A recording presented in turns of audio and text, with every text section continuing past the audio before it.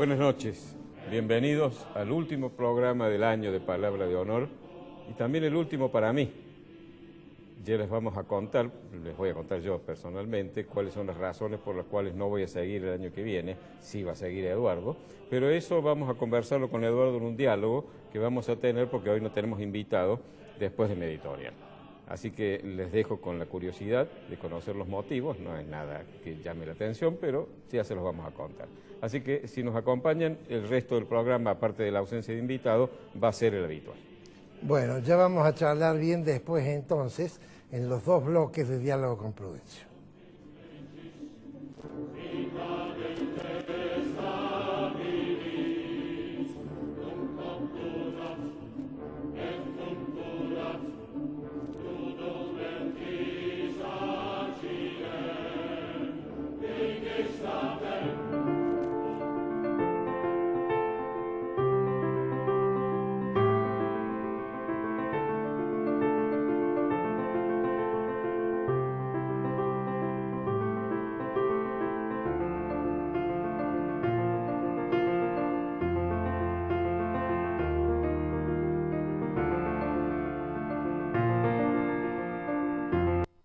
Isaías Goldman, el especialista en aire acondicionado y calefacción. Todas las marcas, todos los productos y sus repuestos con la mejor financiación. Isaías Goldman, el especialista. Bulnes, esquina Pringles, teléfono 589-0033.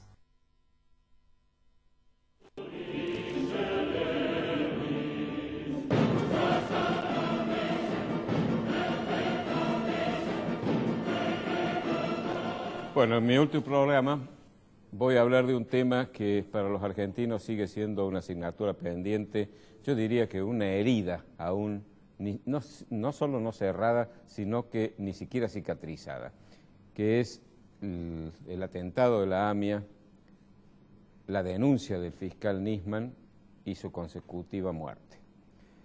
Les voy a recordar un poco cómo fueron los episodios y veamos cuál es la situación hoy. Pero antes que nada quisiera recordarles que aquella frase que dice que justicia lenta no es justicia, en este caso adquiere una gravedad inusitada, porque después de tantos años no solo no se ha resuelto, sino que ni siquiera sabemos bien qué ha ocurrido en cada una de estas etapas a las que me he referido. El atentado de la AMIA tuvo lugar el 18 de julio de 1994. Fue el atentado terrorista más grave, más importante que ha sufrido la Argentina. Provocó 85 muertos y más de 300 heridos. Y hasta el día de hoy, repito, no se sabe bien quién lo planificó y ni siquiera está claro quién lo ejecutó. Hubo 22 ciudadanos argentinos que fueron acusados. Y en el año 2003 fue acusado también el gobierno de Irán. Hubo 8 funcionarios importantes del gobierno de Irán que fueron acusados, e incluso un ciudadano libanés, y se acordó con la policía internacional, la Interpol, que se levantaran alertas rojas para la captura internacional de estos 8 personajes. Es decir, que Internet entendió que había razones más que valederas para sospechar la autoría por parte de esta gente. Los 22 ciudadanos argentinos fueron absueltos en el año 2004 y el único que fue procesado e incluso encarcelado fue un señor de apellido Teliaildin, que dicen que fue el que facilitó aquella camioneta con los explosivos, etcétera. No ha quedado tampoco muy claro si esto es real o no. Pero luego fueron investigados el expresidente Menem, su ministro Corach, el jefe de la CIDE, Anzoátegui, y el ex juez Galeano, que tuvo la causa en sus manos. Fíjense, un juez acusado de haber actuado delictivamente en la causa que tuvo en sus manos, semejante causa. Los delitos que se le acusaron a Galeano eran encubrimiento, falso testimonio y sobornos. Y además fueron acusados 2 fiscales que habían actuado e incluso el presidente de la DAIA, Rubén Beraja. Porque este caso produjo en el seno de la comunidad judía de la Argentina una división, porque hubo gente cercana al kirchnerismo que fueron acusados de haber participado junto con el gobierno de entonces, tratando de encubrir la responsabilidad del gobierno iraní. Hoy esa causa, hoy mismo esa causa, ha sido reflotada por una cámara y van a ser evidentemente juzgados, todo lo indica, Menem, Anzoátegui, Korak y Beraja. Ahora bien, en el año 2004, ya siendo presidente Néstor Kirchner, creó una fiscalía especial para investigar el caso AMIA y lo nombró a cargo de ella al fiscal Alberto Nisman. En el año 2013, Cristina Fernández de Kirchner, ya presidenta, firmó un memorándum con el gobierno de Irán para crear una comisión de la verdad destinada a esclarecer los hechos del atentado a la AMIA. Y trataron de inventar una llamada pista siria para aparentemente desvincular a Irán de esa responsabilidad. Se cuestionó a Nisman, que estaba avanzando sobre la causa, sobre la responsabilidad de Irán, y por supuesto un Congreso que era simplemente una escribanía en esa época del Poder Ejecutivo, aprobó en ambas cámaras el memorándum y el memorándum quedó vigente. Por supuesto que nunca Irán lo aprobó, el Parlamento iraní no lo aprobó jamás. Y un juez de apellido Canicova Corral declaró válido el memorándum. Sin embargo, en el año 2014, es decir, al año siguiente, una Cámara Federal lo declaró inconstitucional y así quedó. El 14 de enero del año 2015, Alberto Nisman, que había terminado ya la instrucción, acusó a la presidente Fernández de Kirchner, al ministro de Relaciones Exteriores Timerman y a otros funcionarios, por ejemplo, un diputado llamado Andrés Larroque, cuyo seudónimo es El Cuervo, a los piqueteros Luis de Lía y Fernando Esteche, los acusó de haber encubierto, concretamente voy a leer lo que dijo, que los acusaba de que habían decidido, negociado y organizado la impunidad de los prófugos iraníes en la causa AMIA con el propósito de fabricar la inocencia de Irán. Es decir, un acto terrible, un delito gravísimo de encubrimiento de lo que había sido, reitero, el atentado terrorista más importante de la historia de nuestro país. Anunció que 5 días más tarde, el 19 de enero, Nisman anunció, iba a presentarse ante el Congreso de la Nación a explicar las razones de esta denuncia. Esa madrugada se lo encontró muerto en su departamento con un balazo en la cabeza, en lo que al comienzo se dijo que era un suicidio, la propia Presidenta de la Nación dijo que era un suicidio, después cambió y dijo que era un homicidio, pero hasta ahora nunca se aclaró. Recordarán ustedes que la fiscal Fein y el entonces secretario de Seguridad, por supuesto, tuvieron un comportamiento insólito, porque perturbaron la investigación en sus primeras etapas. La escena del crimen fue totalmente contaminada por ellos mismos. Hemos visto los videos de la fiscal pisando la sangre, es decir, una cosa que es inconcebible en una persona que ejerce un cargo de esa naturaleza. Por supuesto que esto, durante el gobierno kirchnerista, quedó en la nada, pero la AMIA y la DAIA comenzaron a presionar. Y se descubrió, entre otras cosas, una llamada telefónica del canciller Timerman a Guillermo Berger de la AMIA, en la cual la llamada reconocía la culpabilidad de Irán y lo presionaba a Berger para que apoyara el memorándum. El memorándum fue cuestionado judicialmente también, cayó en manos de un juez de apellido Rafecas, y al cual se le pidió que se reabriera la causa de Nisman, la causa de la denuncia de Nisman. Rafecas rechazó y archivó la denuncia, pero el fiscal, llamado Gerardo Policita, apeló, y la Cámara Federal porteña rechazó la apelación, con el voto de 2 jueces de apellidos Ballesteros y Freiler. El fiscal de Cámara, Germán Moldes, apeló la resolución de la Cámara, pero en definitiva otro fiscal llamado Javier de Luca desistió y se convirtió en la práctica en defensor. En el lugar de cumplir su rol de fiscal, de acusador, se convirtió en defensor. Moldes lo acusa de haber sido el enterrador de la causa e incluso denuncia por traición a la patria a todos estos imputados y esta causa queda en manos del juez Bonadío. Ariel Lijo, otro juez, sobresee varios acusados por encubrimiento y es separado de la causa. Y a los 22 años, después de haber intervenido 4 fiscales y 7 jueces, no hay ni un condenado, ni siquiera un preso.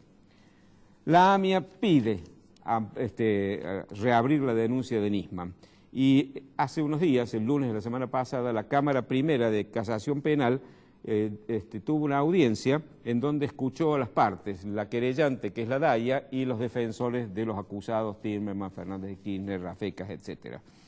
Evidentemente, los acusados tratan de impedir que se reabra la causa. Timerman incluso hizo a través de su abogado, se llama Alejandro Slocar, una presentación ante la Sala Segunda de la Cámara de Casación Penal, cuya titular es una jueza de la llamada justicia legítima, es decir, una persona militante dentro del kirchnerismo, que aunque no lo crean es miembro de la justicia, y para que pide el expediente y la causa, por supuesto, muera allí. Pero tiene 20 días la Cámara Primera para resolver y en 20 días, a partir del lunes pasado, seguramente sabremos si alguna vez se va a hacer justicia por este caso que a todos nos ha conmovido.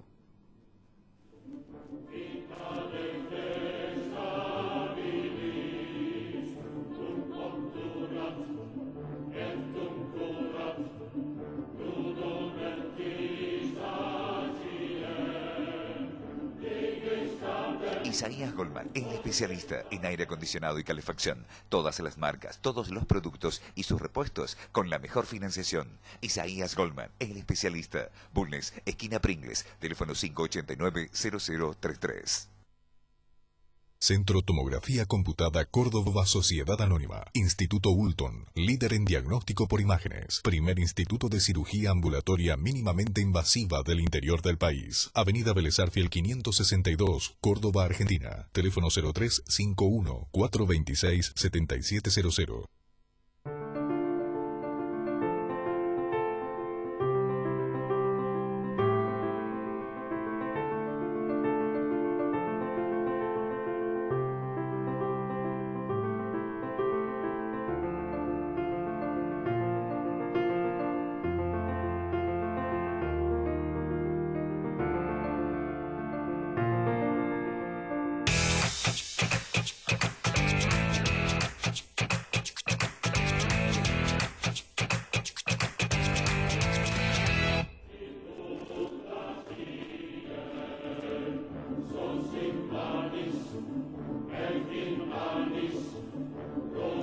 Bueno, Prudencio, estamos en el aire, entonces ha llegado el momento de que platiquemos con nuestra teleaudiencia sobre los nuevos cambios que va a haber en el programa. Creo que lo primero es que yo le explique a la audiencia las razones por las cuales el año que viene no voy a seguir. El año que viene tengo algunos compromisos asumidos que me van a restar tiempo, esta es la primera razón. Tengo además algunos proyectos que también le tengo que dedicar bastante tiempo y he creído que ante la posibilidad de no poder cumplir como corresponde con ustedes, con Eduardo, con el programa, me ha parecido más prudente, momentáneamente al menos, suspender mi presencia. Eduardo va a seguir, él se va a hacer cargo del programa y eventualmente el día de mañana, si la situación cambia, podría ser que vuelva. Pero el año que viene no voy a estar con ustedes, así que lamento decírselo, porque si ustedes, sobre todo los que nos han seguido, seguramente pensarán que de mi parte es una claudicación. Es simplemente un retiro provisorio que las circunstancias me obligan a tomar. Bueno, este programa, la idea de hacer este programa fue de Prudencio. De manera tal, Prudencio, que este programa, aunque vos no estás, sigue siendo tu programa. Yo creí que había sido vos el de la idea. No, la idea fue tuya. Yo acompañé esa idea, pero el entusiasta y el ideólogo fuiste vos. Y yo creo que aunque este año estés con estas actividades, que algo te voy a preguntar de ello después, tu tarea de historiador, si algún día, por una razón de tema interesante, quiero llamarte, te llamaré para que platiquemos. Pero, por supuesto. O si algún día ocurre algo en la Argentina que vos querés dar tu opinión, vendrás y darás tu opinión. Como invitado, contá conmigo. Ahora quiero que hablemos un poco del programa, de lo que ha sido este programa estos 2 años y medio. ¿Cuál fue tu expectativa inicial y cómo viste vos el desarrollo del programa? Contame un poco eso. ¿Por qué 2 años y medio? Empezamos en el 2014, ¿no es Claro. cierto? Y empezamos en abril. Empezamos a mitad de años más o menos. ¿No fue en abril? Bueno, un poquito más O entonces. sea que casi 3 años. Bueno, casi 3 3, años. ¿no? Sí, casi 3 Bueno. años. Y mira, yo creo que para mí ha sido una experiencia realmente muy valiosa, muy interesante, he aprendido mucho.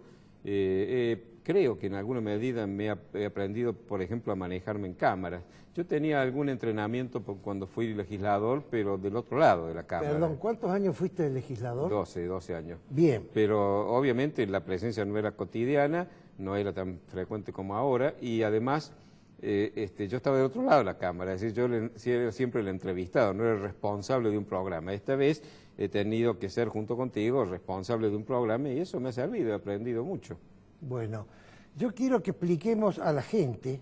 Nosotros lo primero que tuvimos que decidir cuando hicimos este programa es qué íbamos a hablar, es decir, hasta dónde íbamos a hablar.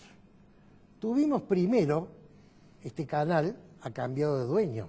Tuvimos un primer dueño que le preguntamos de qué se puede hablar, de lo que ustedes quieran. El canal lo compró después José Ayaza, el actual propietario, y con Prudencio en la primera reunión le dijimos, José, ¿de qué se puede hablar en el programa? Y José nos contestó, de todo lo que permita las normas de buena educación. ¿Recuerdas, Prudencio? Sí, cómo no. Entonces nosotros con Prudencio dijimos, vamos a hablar lo que se nos ocurra, porque si no, no tiene sentido un poco hacer un programa. Entonces lo primero que tenemos que hacer es un reconocimiento al canal en la persona de sus 2 propietarios, el anterior y el actual, que han sido profundamente respetuosos de nuestro libre albedrío, de nuestra decisión de poder decir lo que nos parezca, sin por supuesto incurrir en faltas de educación, agravios o cosas por el estilo, pero nunca, jamás se nos ha insinuado siquiera que algo no debería ser dicho o debería ser dicho de una manera distinta. Esto ha sido para mí también muy valioso porque nos hemos manejado con absoluta libertad. Nunca, ni una insinuación, nada, nunca. Hemos tratado temas muy duros y muy fuertes. Nosotros no hemos hecho periodismo de investigación, pero sí hemos hecho periodismo de análisis. Así es. Y hemos hablado de la justicia, hemos hablado de la corrupción, creo que hemos hablado a fondo, Prudencio. Nunca nadie nos ha dicho, muchachos, tengan cuidado con este tema. Y hemos dicho cosas fuertes, con nombres y apellidos, es decir, hemos calificado acciones, no hemos hablado de personas en el sentido de agraviarlas en su condición de personas, pero sí de calificar acciones que hemos entendido que eran acciones incorrectas y en algunos casos incluso delictivas. Bueno, hay una cosa que tenemos que decir, por cierto, agradecer al canal, al director, a nuestro estupendo productor y a nuestros queridos camarógrafos aquí presentes. Me parece que Fede se ha rajado, pero ya va a volver, que nos han acompañado tanto tiempo. Y fundamentalmente a los sponsors y a aquellas empresas que han confiado en nosotros y que han dado de alguna manera su aval para nuestro programa. Todos ellos lo han hecho posible. Si alguno de ellos no hubiera cumplido con esa parte, nosotros no habríamos podido hacer bien el programa. Pero además, fundamentalmente, a nuestros televidentes, es decir, a todos ustedes que nos han seguido, algunos quizá en todos los programas, otros con alguna discontinuidad, pero que han estado analizando lo que nosotros analizábamos, que han compartido o no nuestras conclusiones, que nos han hecho llegar sus opiniones y que han hecho que nos sintamos acompañados y que lo que estábamos haciendo valía la pena. Bueno, y en lo que a mí respecta, quiero dar mi opinión también sobre la experiencia mía. Yo he sido 9 años profesor universitario, después he dado cursos para empresas constructoras, otros 10 o 12 años más, vinculado a la programación de obra, y después he dado conferencias permanentemente. Pero la editorial de 10 minutos, el imponerse transmitir una idea en 10 minutos, No es tan fácil, Prudencio, no sé qué opinás vos. Sí, Si a mí me dan 45 minutos, yo lo manejo como quiero, pero si me dan 10 minutos y yo tengo que poner todos estos temas en esos 10 minutos, no es tan fácil la cosa. Me hace acordar lo que decía Jorge Luis Borges, que escribir novelas es mucho más fácil que escribir cuentos, porque tiene que decir lo mismo y atrapar la atención del lector en un espacio mucho más pequeño. Acá pasa lo mismo.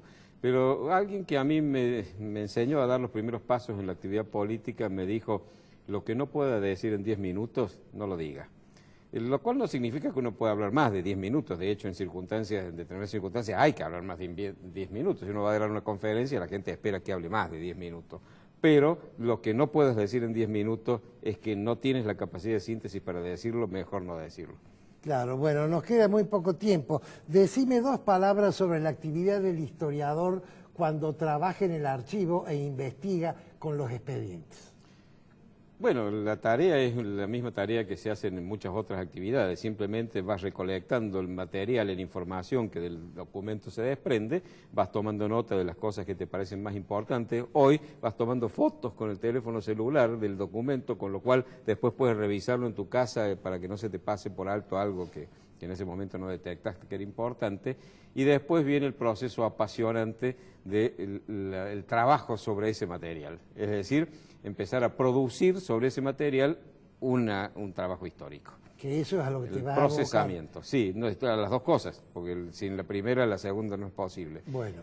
Ya lo he empezado y estoy viendo que el tiempo me resulta corto, y como he tomado varios temas que me apasionan, he terminado ahora prácticamente un libro sobre Córdoba a comienzos del siglo XIX, a partir de un plano de 1802, estoy trabajando con otra persona para hacer un libro sobre la historia de las aguas de Córdoba, y quiero también, he empezado a trabajar sobre un trabajo de investigación sobre el barrio de Alberdi, el pueblito de La Toma, pueblito de indios que desde el siglo XVII ocupaban el espacio de lo que hoy es ese barrio tan típico de Córdoba. Bueno, ya hablaremos en otros programas, Jack, vos en tu calidad de invitado historiador, pero ahora se ha terminado este bloque, así que vamos a los auspicios.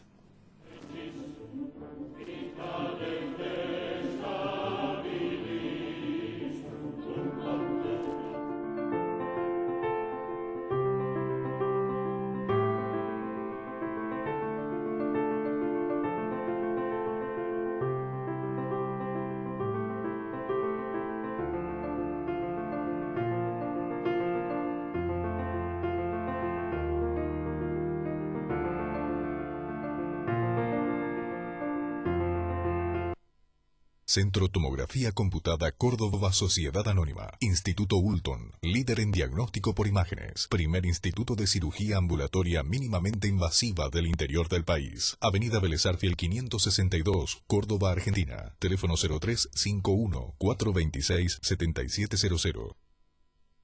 Isaías Goldman, el especialista en aire acondicionado y calefacción. Todas las marcas, todos los productos y sus repuestos con la mejor financiación. Isaías Goldman, el especialista. Bulnes, esquina Pringles, teléfono 589-0033.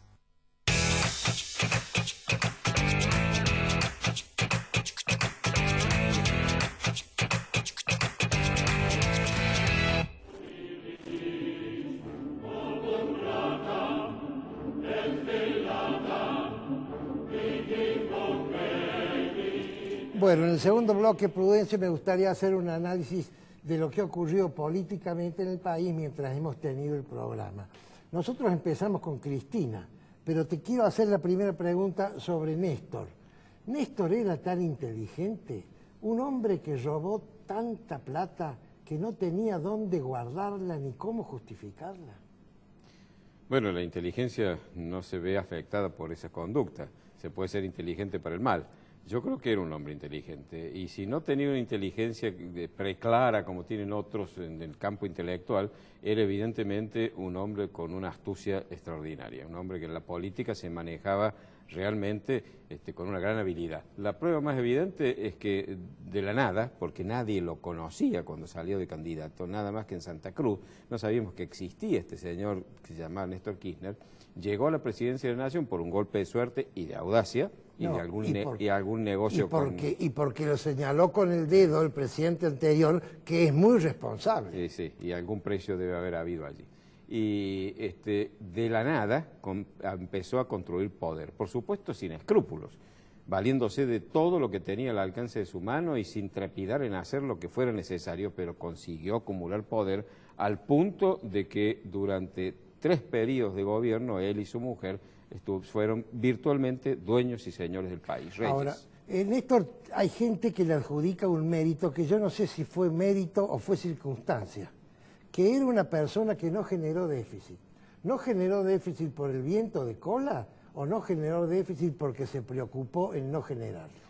No sé, tendríamos que preguntarle a un economista, yo no tengo la capacidad de hacer ese análisis. Lo que sí te puedo decir es que hubo también un componente de suerte que fue precisamente lo que vos llamas ese viento de cola. Es decir, que fue el periodo en donde la producción argentina, que es la producción primaria, fundamentalmente commodities de origen agropecuario, habían llegado a tener los precios más altos y la mayor demanda. Es decir, el mundo, y sobre todo China y los países asiáticos, estaban reclamando nuestras producciones y pagando por ellas cifras realmente, valores muy altos. Eso hizo que tuviera evidentemente una afluencia de dinero enorme y no sé si fue por eso o con alguna habilidad también para manejar los números que la debe haber tenido, logró durante su gestión de gobierno, durante esos 4 años, que no hubiera déficit. Después vino su señora y... Bueno, pasemos a la señora. Esta señora hizo lo que hizo porque la dejaron hacer y porque la ayudaron para hacer. Analicemos primero el poder legislativo. Con un poder legislativo normal, Cristina Fernández de Kirchner no hubiera podido hacer lo que hizo. ¿Cómo llega la Argentina a tener una escribanía en vez de poder legislativo? Bueno, el populismo se ha ido instalando en la Argentina gradualmente. Los Kirchner no son los primeros populistas. Yo creo que el populismo tiene en la Argentina cerca de 8 décadas. De manera de que poco a poco se ha ido infectando a la sociedad argentina con el germen del populismo, que hace pensar que puede distribuirse lo que no se produce y puede lograrse progresar sin esfuerzo por la dádiva, entre comillas, la generosidad de un gobernante que reparte, que termina, como te digo, repartiendo lo que no hay y quebrando un país. Pero esa cultura ya se ha metido en la mentalidad argentina. Afortunadamente, los resultados de la elección del año pasado parecería que están haciendo abrir los ojos. Bueno, porque ha habido un Congreso donde no hay una amplia mayoría. Bueno, el hecho de que haya ese Congreso ya es una señal de que el pueblo argentino ha empezado a abrir los ojos. El hecho de que votara a alguien que no viene con banderas populistas. Ahora, ¿eso no se solucionaría poniendo un sistema de elecciones de circunscripciones pequeñas? Que uno vote al diputado que conoce porque lo va a visitar al barrio. El sistema me gusta, pero la cultura populista no la vas a erradicar con eso. La cultura populista, yo creo que desgraciadamente la única forma es con un gobierno no populista que muestre que es posible, solo es posible progresar con esfuerzo. Es decir, el ejemplo empieza de arriba como siempre. Sí, efectivamente. Los responsables somos nosotros, que somos los que votamos. Pero el ejemplo de arriba es clave, porque si desde arriba se le dice, usted no tiene que trabajar porque yo le voy a dar la plata, le voy a dar plata ajena, por supuesto, no plata mía, y llega un momento que la plata se agota y bueno, el tipo obviamente sigue en la misma situación, en algún momento abre los ojos, y cuando abre los ojos ese cambio empieza a producirse. Bueno, obviamente quiero hablar algo del Poder Judicial porque no tenemos más tiempo, ¿cierto? Prudencio, vos sos hijo de un miembro del Tribunal Superior de Justicia de la provincia de Córdoba, así que tenés un concepto de la justicia muy claro, desde chico lo has mamado. Yo también algo lo he mamado con las conversaciones con tu padre. ¿Cómo podemos hacer que la justicia, que está llena de jueces corruptos, y los que no son corruptos en la justicia, que no es federal, tenemos este garantismo de Zaffaroni que ha desvirtuado todo? ¿Cómo podemos hacer para cambiar esa justicia con los miembros que tenemos adentro? Y eso va a llevar mucho tiempo, porque vos sabés que los magistrados judiciales tienen acuerdos perpetuos, es decir, vitalicios. Solo pueden ser sacados a través de un juicio político, de un jury de enjuiciamiento, y tienen estabilidad. De manera de que sacar jueces también es algo peligroso, porque si se abusa de eso, puede usarse como un instrumento para nombrar jueces adeptos.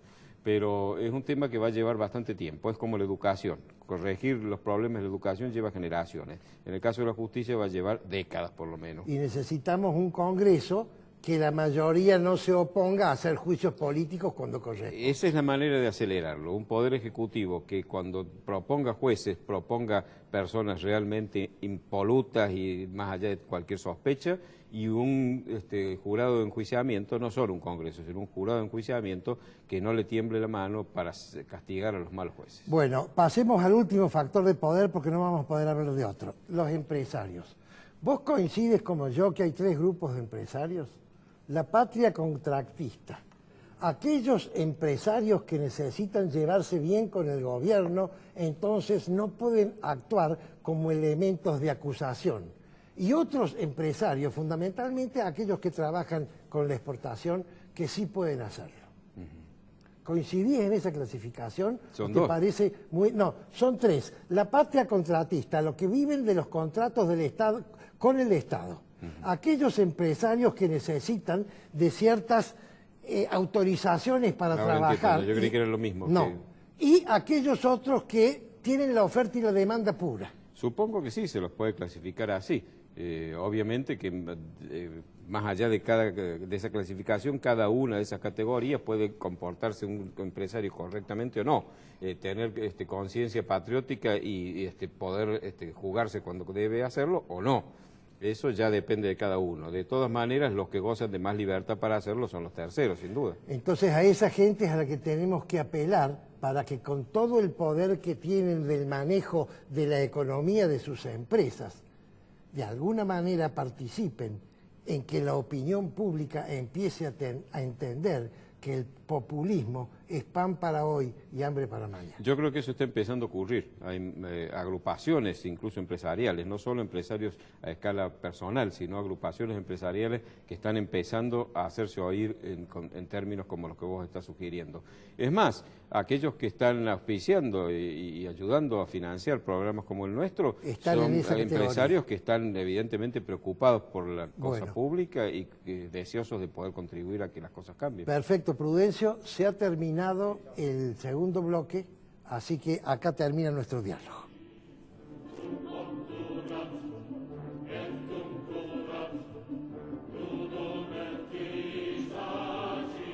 Isaías Goldman, el especialista en aire acondicionado y calefacción. Todas las marcas, todos los productos y sus repuestos con la mejor financiación. Isaías Goldman, el especialista. Bulnes, esquina Pringles, teléfono 589-0033. Centro Tomografía Computada Córdoba Sociedad Anónima. Instituto Ulton, líder en diagnóstico por imágenes. Primer instituto de cirugía ambulatoria mínimamente invasiva del interior del país. Avenida Vélez Arfiel 562, Córdoba, Argentina. Teléfono 0351-426-7700.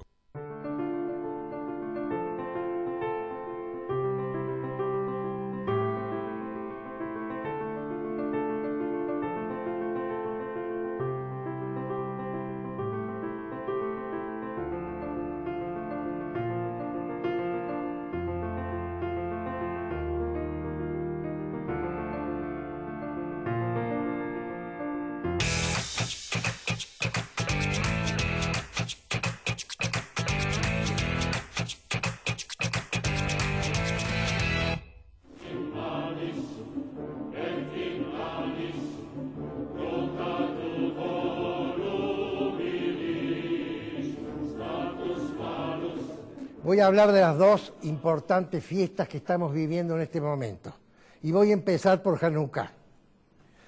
En el año 320 aproximadamente antes de Cristo, Alejandro Magno conquistó todo el mundo conocido, desde Egipto hasta la India, y después se murió.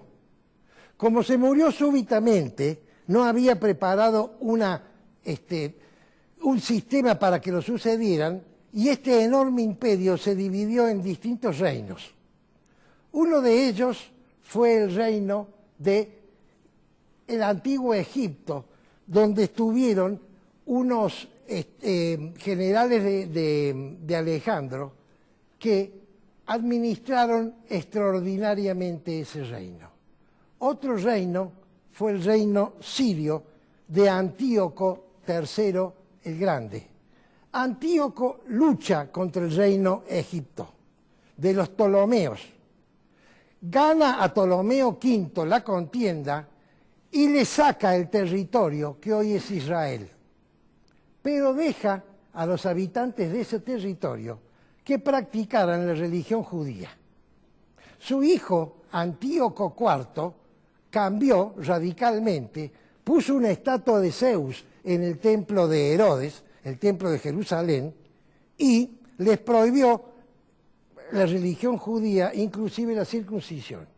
Y entonces viene la reacción en la persona de Judas Macabeo, que inicia una revuelta y consigue imponer que Israel, o por lo menos lo que en aquella época eran los judíos, tuvieran una cierta independencia, o por lo menos una cierta autonomía.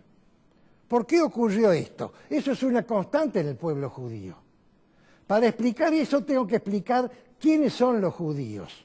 ¿Los judíos son una religión? No, no son una religión. Hay varias posiciones religiosas entre los judíos. Están los agnósticos. Hoy en día hay muchos agnósticos.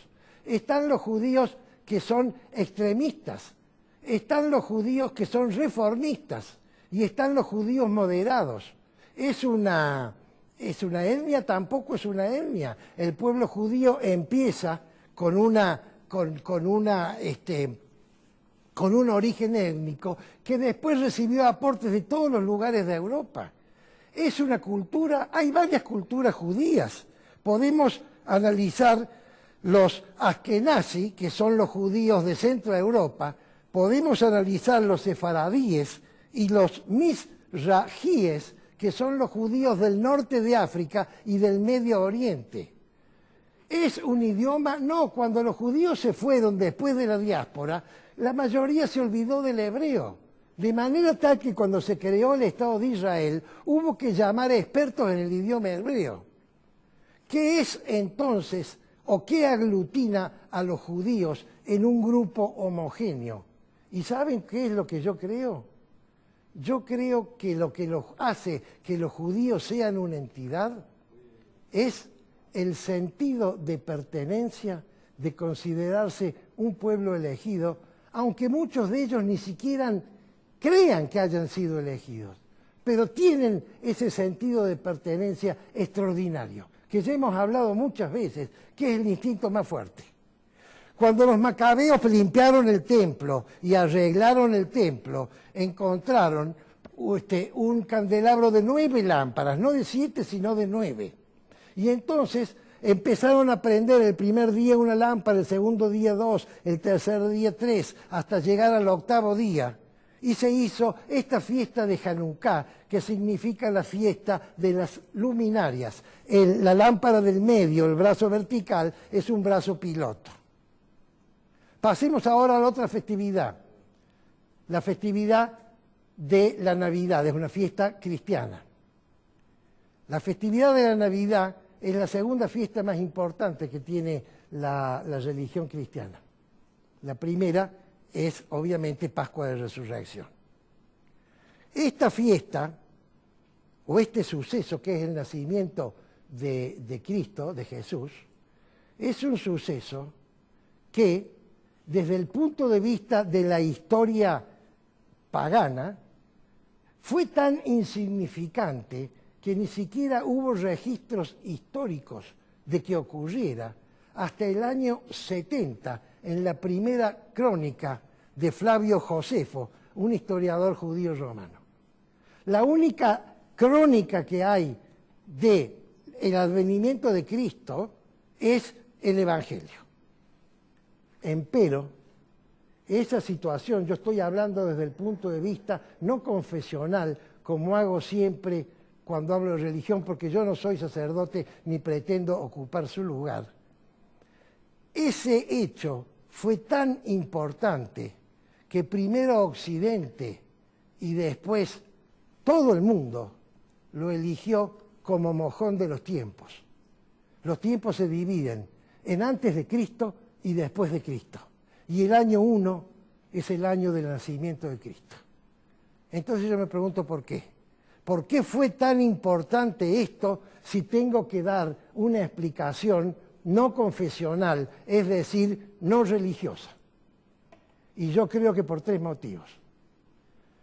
El primer motivo es el mensaje del amor. Jesús dice, ama a tu prójimo como a ti mismo. Y entonces, al poner al otro en el nivel mío, le está dando valor a la vida humana que antes no la tenía. Hasta la llegada de Cristo, uno quería a sus parientes, estimaba a sus amigos, convivía con sus vecinos y podía matar a los enemigos, no había ningún problema. Cristo cambia ese concepto, dice, el valor de la vida del otro es igual a la vida tuya.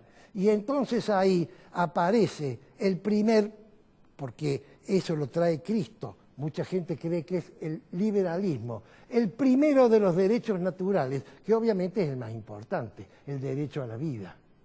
Los otros derechos, el derecho a la libertad, etcétera, sí son conquistas del liberalismo. El derecho a la vida es un mensaje de Cristo.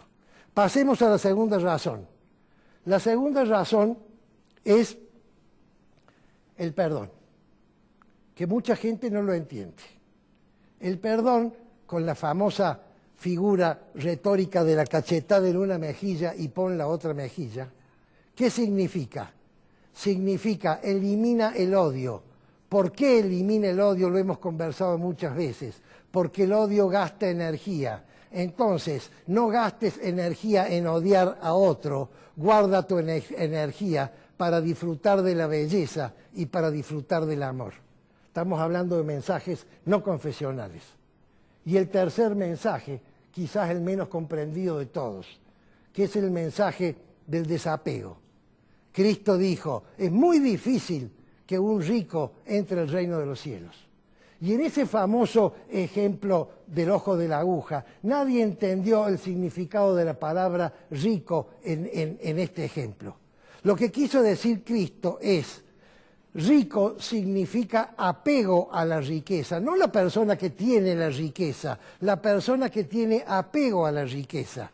¿Qué es el apego? El apego en este caso está usado como la trastocación del orden de prioridades de los valores. Aquel individuo que pone por encima la riqueza a los principios es una persona apegada a la riqueza.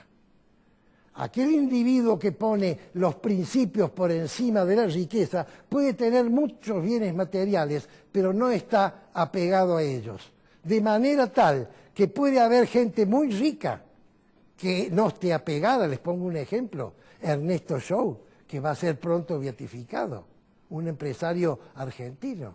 O puede haber individuos muy pobres que están apegados a la riqueza y entonces aceptan trastocar el orden de los valores para conseguir una moneda.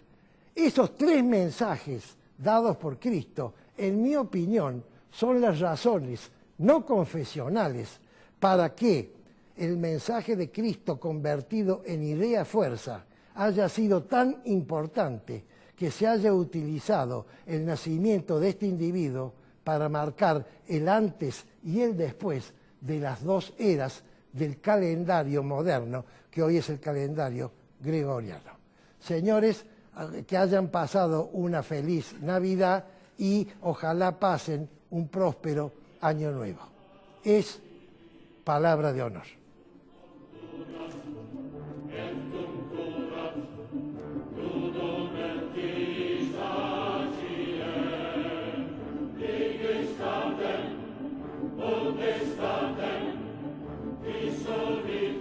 En la última columna, última del programa y última de Palabra de Honor, voy a hablar de las banderas de Belgrano. Ustedes saben que Manuel Belgrano, el doctor Manuel Belgrano, abogado, fue el creador de lo que hoy es la bandera argentina. Pero me gustaría contarles un poco cómo fue, porque no fue tan sencillo. Como ustedes saben, yo se los he dicho muchas veces, después de la Revolución de Mayo se produce una guerra que es sin duda una guerra civil, porque ambos bandos enarbolaban la lealtad a Fernando VII. Todos decían la fidelidad a Fernando VII, cuidaban su reino mientras él estaba preso. La guerra civil era porque el ejército que mandó Buenos Aires, a Córdoba, a Paraguay, a la banda oriental y el Alto Perú, quiso imponer su autoridad y los otros se resistieron. Simplemente eso, una guerra civil. Y los dos usaban obviamente la misma bandera. ¿Qué bandera? La bandera española, porque todo se hacía en nombre de Fernando VII. Cuando advierte Belgrano que al enfrentarse con otro ejército que tiene la misma bandera, las cosas eran complicadas, porque la bandera nace justamente para poder identificar el propio bando y saber que debajo de ese lábaro, de ese trapo de color, estaban los propios y no los otros. Así nace la bandera. Entonces resuelve crear una bandera y a orillas del río Paraná enarbola una bandera, dice él,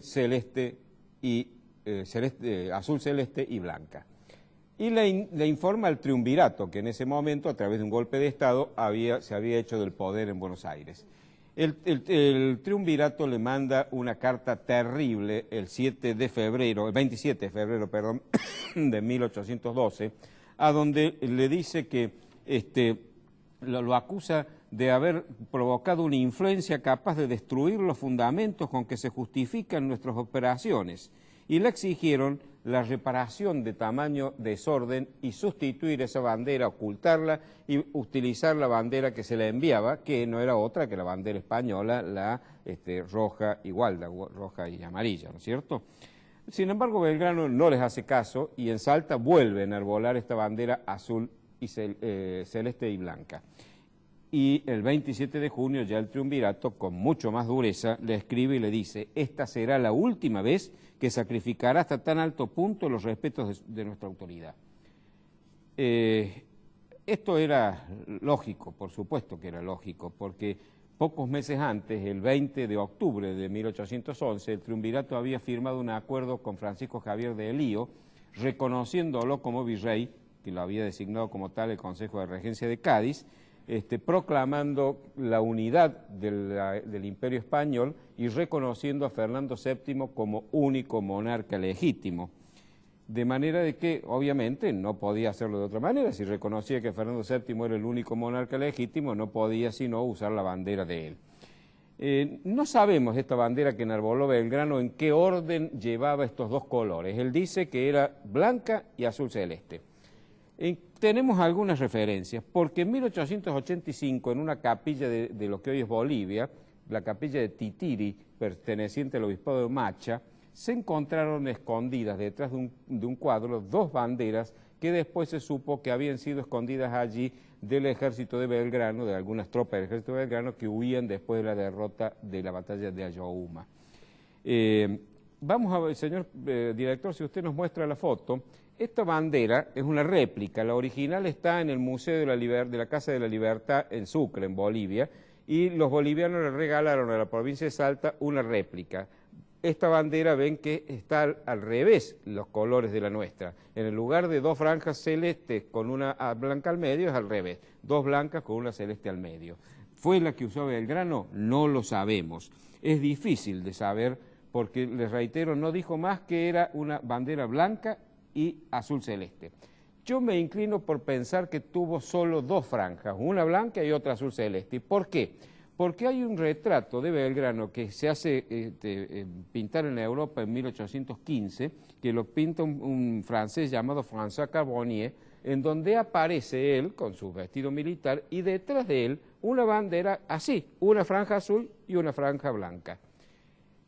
Obviamente el pintor no conocía qué bandera enarboló Belgrano. Él tiene que haber pintado la bandera que Belgrano le dijo que pintara, porque él le había encargado el cuadro. De manera que me inclino a pensar eso. Tampoco sabemos cuáles son los motivos por los cuales Belgrano eligió estos dos colores, el azul celeste y el blanco. Pero podemos también inferirlo. Se ha dicho que lo eligió porque él era muy católico, y estos eran los colores con que se representa habitualmente la imagen de la Virgen en su devoción de la Inmaculada Concepción. Pudo haber sido, son efectivamente los colores con que habitualmente se pinta esta devoción. Puede haber sido también, dice algunos, inspirado en el color del cielo. Sí, bueno, el azul celeste viene del cielo, no sabemos. Pero hay una tercera posibilidad que yo la veo muy probable, que es que él lo haya adoptado porque eran los colores de la banda de la Orden de Carlos III. La Orden, la Real y Distinguida Orden de Carlos III, creada por este monarca en 1771 y aprobada por el Papa, tenía, de sus disposiciones dicen, una banda de 101 milímetros, de 2 franjas blancas y una celeste en el medio, igual a la banda presidencial argentina, y con un rosetón. La banda se une en un rosetón en el cual hay una venera. Vamos a ver acá, vemos acá el rosetón, en el medio está la venera, que la vamos a ver en la siguiente foto ya de cerca. La venera está con la imagen de la Inmaculada Concepción. Esa es la banda de la Orden de Carlos III. ¿Por qué pienso esto? Porque era monárquico Belgrano, de lo cual me voy a ocupar enseguida. Esta orden de Carlos III, que hasta el día de hoy existe y era dada a los que servían a la corona, pertenecían a ella los miembros de la Casa Real. En la foto siguiente vemos un retrato pintado por Goya, en donde está Carlos IV, con la banda de la orden de Carlos III. Parece un presidente de la República Argentina porque es exactamente igual. En la siguiente está su hijo Fernando VII, nuestro último rey, con la misma banda. Y en la siguiente está toda la familia de Carlos IV, perdón, y todos, hasta los niños, tienen la banda de la orden de Carlos III. Les decía que Belgrano era monárquico, por lo cual yo me inclino por esta tesitura, por esta razón de Belgrano para elegir estos colores. Belgrano primero estuvo militando entre los llamados carlotinos, que propiciaban la coronación como reina o regente de estas tierras, después de la prisión de Fernando VII, de su hermana Carlota Joaquina de Borbón, que estaba casada con el infante de Portugal, luego rey de Portugal. Hay una carta de un enviado inglés, Felipe Contuche, que le escribe al conde de Liñares, que era ministro de Portugal, a donde le da una nómina de personas de lo que hoy es nuestro país, fundamentalmente de Buenos Aires y algunos de Córdoba, que eran carlotinos. Estaban ahí, por ejemplo, Mariano Moreno, Saavedra, Plazo, Ascuénaga, Chiclana, Posadas, Beruti, los Pueyrredón, los hermanos Funes, Rodríguez Peña, Castelli, etcétera. Incluso algunos de estos con Belgrano le escriben una carta a Carlota Joaquina acusándolo a Martín de Álzaga de estar difundiendo ideas republicanas, acusándolo de ello. Luego, cuando fracasa lo de Carlota, por razones que no viene al caso porque no hay tiempo de explicar, le escribe él mismo al conde de Liñares propiciando la coronación del infante don Carlos de Borbón y Braganza. Y luego, en 1809, cuando se produce en La Paz esa revolución independentista, le escribe de nuevo él a Carlota Joaquina pidiéndole que por favor venga a estas tierras a poner paz porque se está destruyendo el reino. Cuando va al Paraguay comandando el ejército que manda a Buenos Aires, le dice a su tropa: vais a entrar en territorios de nuestro amado rey Fernando VII que se hayan oprimidos por unos cuantos facciosos. Antes de la batalla de Tacuarí, donde Manuel Atanasio de Cabañas lo vence, y antes la íntima rendición le dice: las armas del señor don Fernando VII no se rinden en nuestras manos. Y después de su derrota le escribe al propio Cabañas diciendo que él es vasallo de su majestad el señor don Fernando VII, que aspiro a que se conserve la monarquía española en nuestro patrio suelo.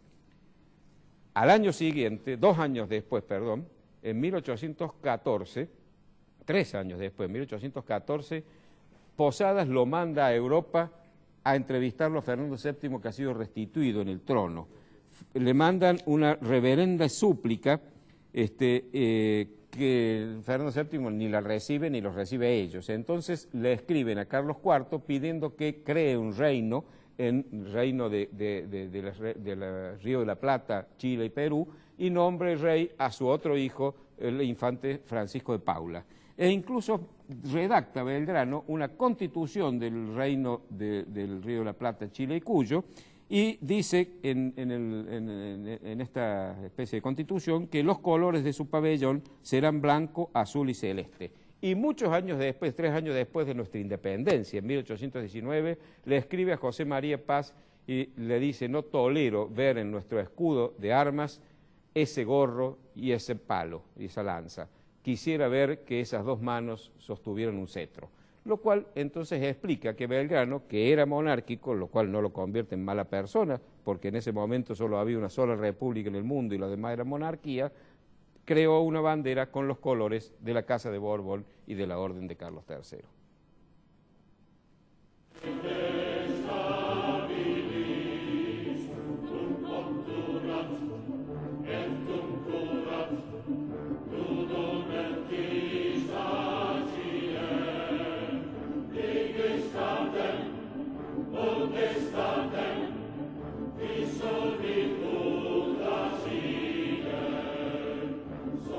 Bueno, entonces con esto termina el ciclo con Prudencio. Ahora nos vamos a despedir con un abrazo. Quiero decirles que yo continúo el lunes que viene, el lunes 2 de enero, en un programa que va a ser de media hora, porque para hacerlo de 1 hora tendría que haber buscado un sustituto de Prudencio que no existe en la República Argentina esa persona. Entonces he solucionado el problema haciendo el programa de media hora. Voy a tener entrevistados, voy a tener la editorial y a veces va a haber alguna otra cosilla más que ya vamos a ir contando. Bueno, Prudencio, no hay plazo que no se cumpla ni tiento que no se corta, decía el refrán campero. Ha sido realmente una experiencia maravillosa, ha sido un lujo estar contigo. Estas conversaciones que hemos tenido juntos, creo que han sido uno de los placeres intelectuales más importantes de mi vida. Bueno, han sido compartidos. Y yo creo que esta despedida es un simbolismo, porque vos y yo no nos despedimos porque vamos a seguir viéndonos. ¿Hace cuántos? 60 y cuántos años. Yo creo que desde los 3 años, hay una foto de los 3 años donde vos estás en el corral con mi hermana y mis primas. Desde los 3 años hemos hecho el primario, el secundario. La facultad hemos ido, a la universidad hemos ido a 2 facultades distintas, pero en la misma universidad. Las mismas ideas políticas, las mismas chicas, las mismas fiestas, las mismas peleas. Bueno, las mismas chicas no, uno y yo otra. Sí, dentro del grupo. Los mismos grupos de timba. Todo lo mismo. Así es. Entonces este abrazo no es despedida nuestra, sino simboliza la despedida mía de nuestros televidentes, a quienes les agradezco infinitamente habernos acompañado estos 3 años. Eduardo. Prudencio. Hasta luego y que pasen un feliz año nuevo.